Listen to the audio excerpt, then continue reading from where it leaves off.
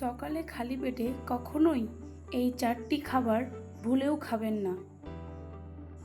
1. Citric বা টক জাতীয় ফল। কারণ খালি পেটে টক জাতীয় ফল খেলে এটি আপনাদের পেটে পাকস্থলীতে অ্যাসিডের প্রোডাকশন বাড়িয়ে দেবে এবং দীর্ঘদিন খালি পেটে টক জাতীয় খাবার খেলে এটি গ্যাস্ট্রিক আলসার হবার সম্ভাবনা অনেক গুণ বাড়িয়ে দেবে। 2. সকালবেলা চা বা কফির মতো উত্তেজক খাবার কখনোই খাওয়া উচিত নয়, কারণ খালি পেটে চা বা কফি খেলে অ্যাসিডিটির সম্ভাবনা বেড়ে যাবে। 3. ঝাল খাবার। সকালবেলা উঠে কখনোই ঝাল জাতীয় খাবার খাওয়া উচিত নয়। 4.